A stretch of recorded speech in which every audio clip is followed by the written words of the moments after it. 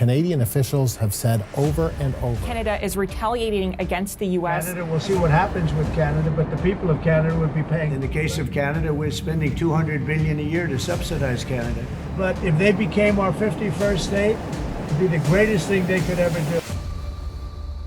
Did the U.S. just say it's subsidizing Canada? You're subsidizing Canada to the tune of over $100 billion a year. The United States is subsidizing Canada. As I called him Governor Trudeau, I said, listen, what would happen if we didn't subsidize you? Because we give them a lot of money. It's very unfair. As in writing us a $100 billion check every year? Trump says it, and a lot of people are actually believing it. But is there any truth to it? Let's look at it in some more detail. I've been noticing this comment pop up a lot recently. Donald Trump has been repeating over and over again this line, that the US is subsidizing Canada and that Canada is taking hundreds of billions of dollars a year from the US, and that America is essentially getting ripped off. Why are we supporting a country $200 billion plus a year?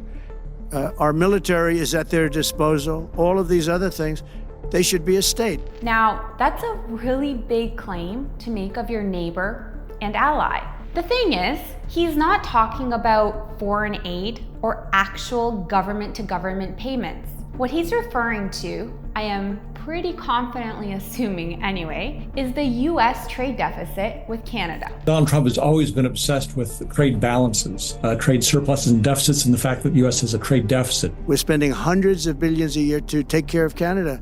We lose in trade deficits. In 2023, the US imported around $427 billion US dollars worth of Canadian goods, and it exported about $355 billion of goods to Canada. So yes, if you look at that math, there's a difference there. Approximately $72 billion difference. If you round that up and you squint a little, you will come up with Trump's 100 billion number. He talks about, I'm a trader, I love trade, I want so much trade, but it has to be fair. But what he means by fair is that if the US has a surplus, it's fair.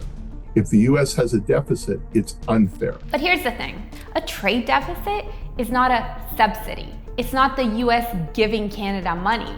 It's just a record of how much more they bought from us than we bought from them. It's the same thing if, for example, I buy $1,000 worth of stuff from you and you only buy $700 worth of stuff from me. That doesn't mean I gave you a $300 gift. It just means I liked your stuff more, so I paid more for it. Well, that's what this trade deficit really is in simple terms. And even that $72 billion number doesn't really tell you the full story. And that is because the US doesn't just sell goods to Canada. It sells services too. Think financial services, software, tech, media, licensing, even Hollywood and streaming. It's very important to look at services as well, because services has been a growing part of trade for many decades now. When you include services, the trade deficit with Canada drops to about $40 billion.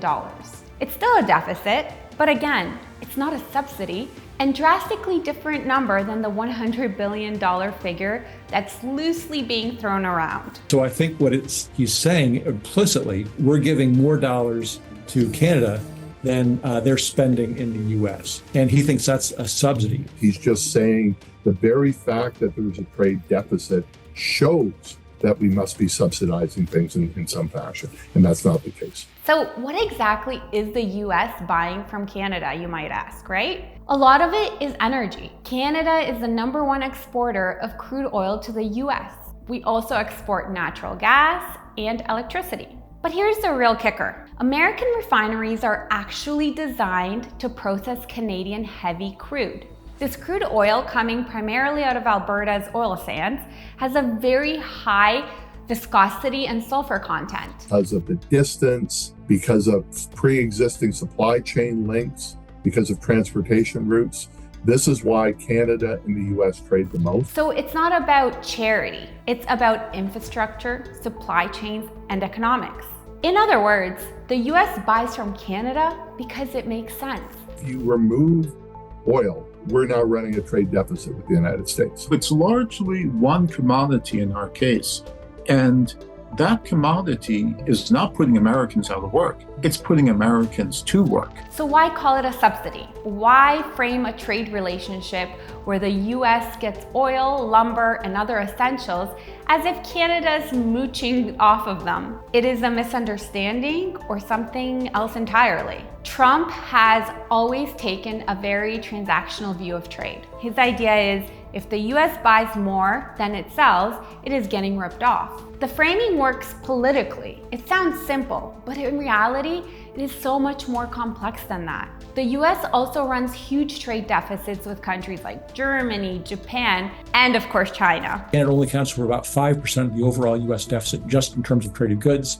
It's not even in the top 5 countries that have a larger surplus. So those deficits don't mean the US is being robbed. They mean that American consumers buy a lot of stuff, and the global economy is very interconnected. Tariffs, subsidies, and trade balances are tools, but they're not inherently good or bad. It all depends on how they're used. Calling it a subsidy, though, that's just not accurate. It plays into a narrative of America being taken advantage of, when in reality, the US economy benefits massively from trade with Canada. Here's where it matters. When that kind of rhetoric spreads, people start supporting tariffs and trade barriers, thinking it'll fix the issue. But those policies can really backfire. They raise prices, disrupt supply chains, they hurt consumers, and damage relationships with allies. If you don't believe me, look at history and what has happened to countries and economies each time tariffs have been implemented. We're doing it because of habit,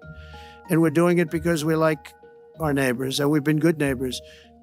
But we can't do it forever. You know, they make 20% of our cars. We don't need that. I'd rather make them in Detroit.